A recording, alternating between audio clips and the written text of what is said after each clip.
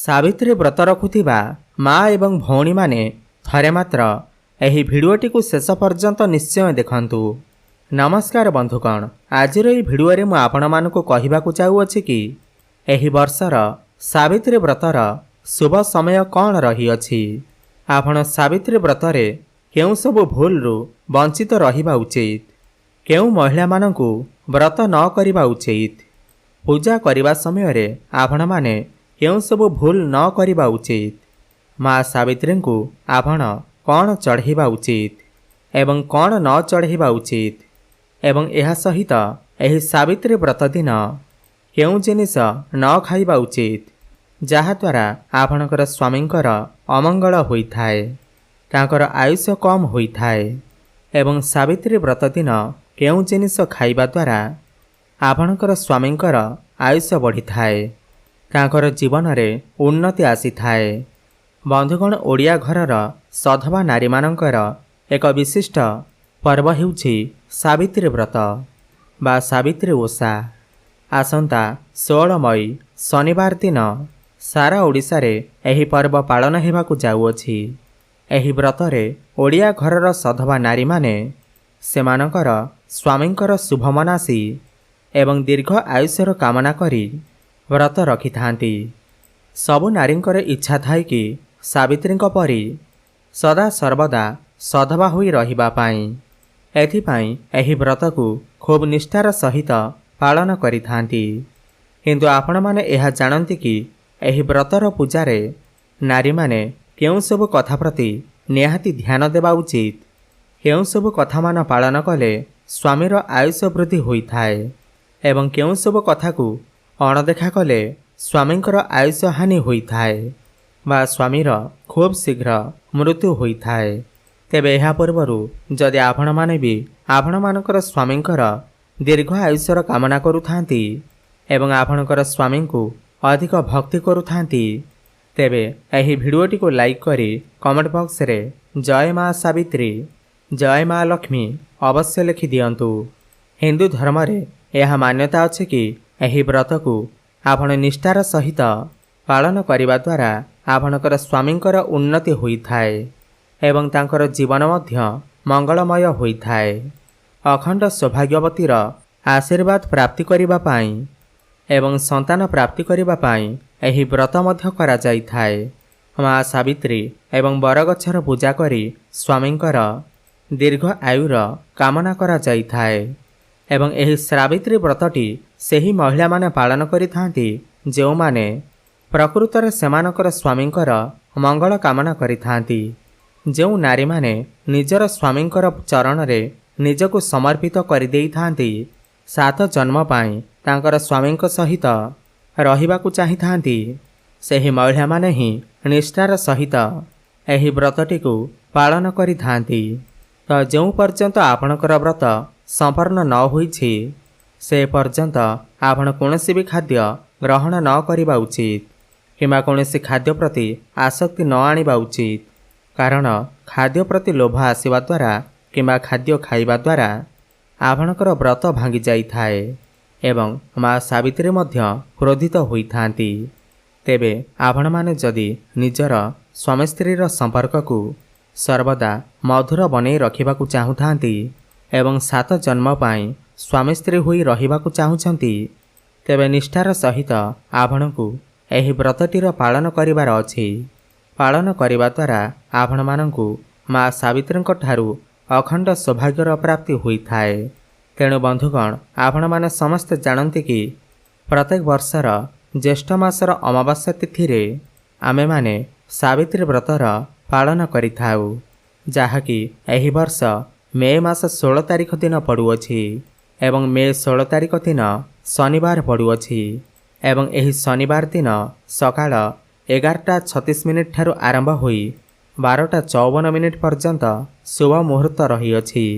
एही मुहूर्त रे जदि आपण सावित्री व्रतर पालन करंती तेबे आपणकु एहा अधिक शुभ फल प्रदान करिथाए। एही दिन धनलक्ष्मी जोग बनुअछि। एही दिन धनलक्ष्मी जोग बनुथिबारु एही दिन जदि कौनसी सुहागिनी महिला एही व्रत रखिथांती, निष्ठार सहित पालन करिथांती, तांकर घरे माँ लक्ष्मींकर ସଦା ସର୍ବଦା ବାସ ହୋଇଥାଏ। ବନ୍ଧୁଗଣ, ଯେଉଁ ନାରୀମାନେ ଶୁଭ ମୁହୂର୍ତ୍ତରେ ଏହି ବ୍ରତକୁ ପାଳନ କରିଥାନ୍ତି ତାଙ୍କର ସ୍ୱାମୀ ଦୀର୍ଘାୟୁ ହେବା ସହିତ ତାଙ୍କର ଜୀବନରେ ବହୁତ ଉନ୍ନତି କରିଥାନ୍ତି ଏବଂ ସ୍ୱାମୀ ସ୍ତ୍ରୀଙ୍କ ମଧ୍ୟରେ ସମ୍ପର୍କ ଭଲ ରହିଥାଏ। ସର୍ବପ୍ରଥମେ ଆପଣଙ୍କୁ କହିଦେଉଛୁ, ଏହି ବ୍ରତ ପତି ପାଇଁ ରଖାଯାଇଥାଏ। ତ ଏଥିପାଇଁ ଆପଣ ପ୍ରତ୍ୟେକ ଅଙ୍ଗରେ କିଛି ନା କିଛି ନିଶ୍ଚୟ ପିନ୍ଧନ୍ତୁ। 16 ସିଂହାର ଏହି ଦିନରେ ଅବଶ୍ୟ କରନ୍ତୁ। ସାବିତ୍ରୀ ବ୍ରତରେ କଳା କପଡ଼ା ଭୁଲରେ ମଧ୍ୟ ପିନ୍ଧନ୍ତୁ ନାହିଁ, କାରଣ ସଧବା ନାରୀ ପାଇଁ ଏହା ଅଶୁଭ ହୋଇଥାଏ। ଏହା ସହିତ ସାବିତ୍ରୀ ବ୍ରତ ଦିନ ଧଳା ରଙ୍ଗର ବସ୍ତ୍ର ମଧ୍ୟ ପରିଧାନ କରନ୍ତୁ ନାହିଁ। ସୁହାଗିନୀ ମହିଳାମାନଙ୍କ ପାଇଁ ଧଳା କପଡ଼ା ମଧ୍ୟ ଭଲ ହୋଇନଥାଏ, ବିଧବା ହେବାର ସଂକେତ ଦେଇଥାଏ। ଏହି ଦିନରେ ଆପଣଙ୍କୁ ଲାଲ ବସ୍ତ୍ର ପିନ୍ଧିବା ଉଚିତ ହୋଇଥାଏ, ଯାହାଦ୍ୱାରା ସାବିତ୍ରୀ ମାତା ପ୍ରସନ୍ନ ହୋଇଥାନ୍ତି ଏବଂ ଆପଣଙ୍କୁ ଅଖଣ୍ଡ ସୌଭାଗ୍ୟବତୀର ବରଦାନ ଦେଇଥାନ୍ତି। ଏହି ସମୟରେ ଯେତେ ଅଧିକ ପାରିବେ ସିଂହାର ଆଦିର ଦାନ କରନ୍ତୁ। ଏହାଦ୍ୱାରା ଆପଣଙ୍କର ପତି ଉପରେ କୌଣସି ବି କଷ୍ଟ ଆସିବ ନାହିଁ। ମାତା ସାବିତ୍ରୀ ପ୍ରସନ୍ନ ମଧ୍ୟ ହୋଇଥାନ୍ତି। ଶାସ୍ତ୍ର ଅନୁସାରେ ମାନାଯାଏ, ସାବିତ୍ରୀ ଦିନ ବ୍ରତଧାରୀମାନଙ୍କୁ ଲୁଣର ସେବନ କରିବା ଉଚିତ ହୋଇନଥାଏ। ଘରେ କୌଣସି ବ୍ୟକ୍ତି ମଦ ମାଂସ ଆମିଷ ଭୋଜନ କରିବା ଉଚିତ ହୋଇନଥାଏ। ଏହି ସମୟରେ ଶାରୀରିକ ସମ୍ପର୍କ ରଖିବା ଉଚିତ ହୋଇନଥାଏ। ମୁହଁରେ ଖରାପ କଥା ବାହାର କରିବା ମଧ୍ୟ ଉଚିତ ହୋଇନଥାଏ। ସାବିତ୍ରୀ ବ୍ରତ ଦିନ ସୁହାଗିନୀ ମହିଳାମାନେ ଅଧିକ ଶୋଇବା ମଧ୍ୟ ଉଚିତ ହୋଇନଥାଏ। ଘୋର ପାପ ଲାଗିଥାଏ। ଏହାଦ୍ୱାରା ପତିର ଆୟୁଷ କମ୍ ହୋଇଥାଏ। ଏହି ଦିନ ଆପଣଙ୍କୁ ସକାଳର ସୂର୍ଯ୍ୟ ଉଦୟ ହେବା ପୂର୍ବରୁ ଉଠିବାକୁ ହୋଇଥାଏ। ଏହାଦ୍ୱାରା ମାତା ସାବିତ୍ରୀ ପ୍ରସନ୍ନ ହୋଇଥାନ୍ତି। ଶାସ୍ତ୍ର ଅନୁସାରେ ମାନାଯାଏ, କମ୍ ସେ କମ୍ ସାବିତ୍ରୀ ବ୍ରତ ଦିନ ଯେତେ ଅଧିକ ପାରିବେ ଆପଣଙ୍କର ସିନ୍ଥିରେ ଲମ୍ବା ସିନ୍ଦୁର ଲଗାନ୍ତୁ। ଏହାଦ୍ୱାରା ପତିର ଆୟୁଷ ବଢ଼ିଥାଏ ଏବଂ ଆପଣଙ୍କର ସୁନ୍ଦରତାକୁ ଦେଖି ମାତାରାଣୀ ପ୍ରସନ୍ନ ହୋଇଥାନ୍ତି ଏବଂ ଅଖଣ୍ଡ ସୌଭାଗ୍ୟବତୀର ବରଦାନ ଦେଇଥାନ୍ତି। ସାବିତ୍ରୀ ବ୍ରତ ଦିନ ସିନ୍ଥିରେ ଅଧିକରୁ ଅଧିକ ଲମ୍ବା ସିନ୍ଦୁର ଲଗାଇବା ଉଚିତ ହୋଇଥାଏ। କମ୍ ସିନ୍ଦୁର ଲଗାଇବା ଦ୍ୱାରା ପତିର ଆୟୁଷ କମ୍ ହୋଇଥାଏ। ତ ସେଥିପାଇଁ ଆପଣ ଯେତେ ପାରିବେ ସେହିଦିନ ସିନ୍ଥିରେ ଲମ୍ବା ସିନ୍ଦୁର ଅବଶ୍ୟ ଲଗାନ୍ତୁ। ସାବିତ୍ରୀ ବ୍ରତ ଦିନ ଲାଲ ଫୁଲ ଅର୍ପଣ କରିବା ଉଚିତ ହୋଇଥାଏ। ଲାଲ ଫୁଲ ଅର୍ପଣ କରିବା ଦ୍ୱାରା ସୁଖ ସମୃଦ୍ଧି ବଢ଼ିଥାଏ ଏବଂ ମାତା ସାବିତ୍ରୀ ପ୍ରସନ୍ନ ହୋଇଯାଇଥାନ୍ତି। ଲାଲ ଫୁଲକୁ ପ୍ରେମର ପ୍ରତୀକ ମାନାଯାଇଥାଏ। ଲାଲ ଫୁଲ ପ୍ରେମକୁ ବଢ଼େଇଥାଏ। ତ ଏଥିପାଇଁ ଲାଲ ଫୁଲ ମା ସାବିତ୍ରୀଙ୍କୁ ଅର୍ପଣ କରନ୍ତୁ। ସାବିତ୍ରୀ ବ୍ରତ ଦିନ ଘରେ ମିଠା ଖାଦ୍ୟ ବନେଇବା ଉଚିତ ହୋଇଥାଏ ଏବଂ ଭୋଗ ଲଗାଇବା ଉଚିତ ମଧ୍ୟ ହୋଇଥାଏ।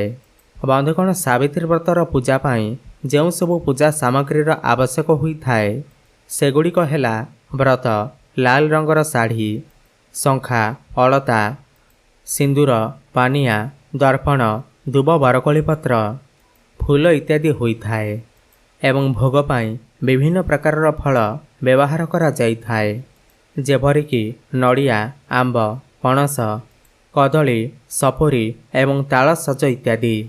ଏହିସବୁ ପୂଜା ସାମଗ୍ରୀ ଜଣେ ବିବାହିତ ମହିଳାର ପ୍ରତୀକ ହୋଇଥାଏ। ଯେତେବେଳେ ଝିଅଟି ବୋହୂ ହୋଇ ଶାଶୁ ଘରକୁ ଯାଇଥାଏ ସେତେବେଳେ ସେ ଲାଲ ରଙ୍ଗର ସବୁ ଜିନିଷ ପିନ୍ଧିଥାଏ, କାରଣ ଲାଲ ରଙ୍ଗ ହେଉଛି ବୈବାହିକ ଜୀବନରେ ଶୁଭତାର ପ୍ରତୀକ। ସେଥିପାଇଁ ସଧବା ନାରୀମାନେ ସର୍ବଦା ମଥାରେ ଲାଲ ସିନ୍ଦୁର, ହାତରେ ଶଙ୍ଖା ଏବଂ ପାଦରେ ନାଲି ଅଳତା ପିନ୍ଧି ସ୍ୱାମୀଙ୍କର ଶୁଭ ମନାସି ବିଭିନ୍ନ ବିପଦରୁ ରକ୍ଷା ପାଇବା ପାଇଁ ଢାଲ ହୋଇ ଠିଆ ହୋଇଥାନ୍ତି। ଏହି ସାବିତ୍ରୀ ବ୍ରତ ଦିନ ରନ୍ଧା ଖାଦ୍ୟ କେବେ ବି ଖାଇବେ ନାହିଁ, କାରଣ ଏହି ସାବିତ୍ରୀ ବ୍ରତ କାଷ୍ଠାର ସହକାରେ ବା ଉପବାସ ରହିକି ହିଁ ପାଳନ କରାଯାଇଥାଏ।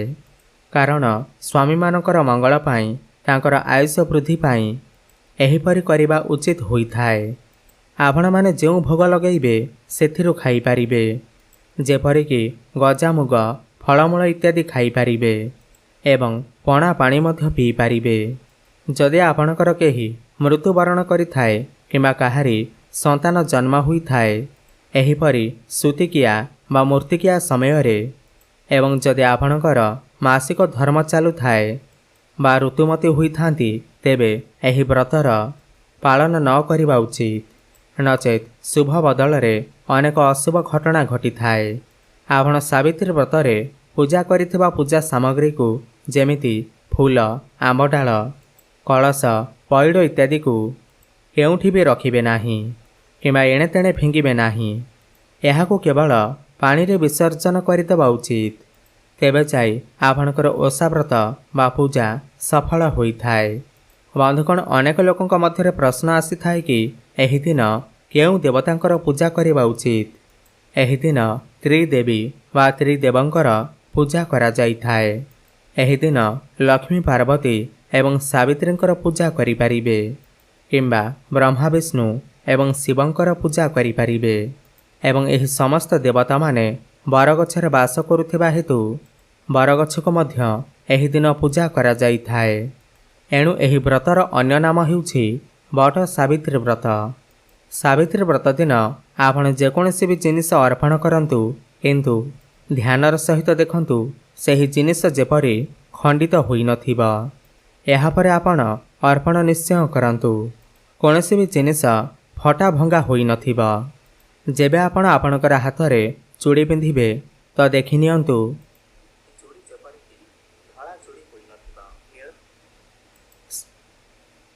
ସେହି ଚୁଡ଼ି ଯେପରିକି ଧଳା ଚୁଡ଼ି ନ ହୋଇଥିବ। ନୀଳ ରଙ୍ଗର ଚୁଡ଼ି ବି ପିନ୍ଧିବା ଉଚିତ ହୋଇନଥାଏ ତଥା କଳା ଚୁଡ଼ି ବି ପିନ୍ଧିବା ଉଚିତ ହୋଇନଥାଏ।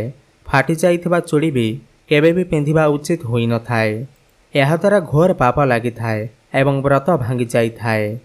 ଏହି ଦିନରେ ଗଳାରେ ମଙ୍ଗଳସୂତ୍ର ପିନ୍ଧିବାକୁ କେବେ ବି ଭୁଲନ୍ତୁ ନାହିଁ, ନଚେତ୍ ଆପଣଙ୍କର ବ୍ରତକୁ ପୁରା ମାନାଯିବ ନାହିଁ। ଗଳାରେ ମଙ୍ଗଳସୂତ୍ର ଏହି ଦିନ ନିଶ୍ଚୟ ଧାରଣ କରନ୍ତୁ।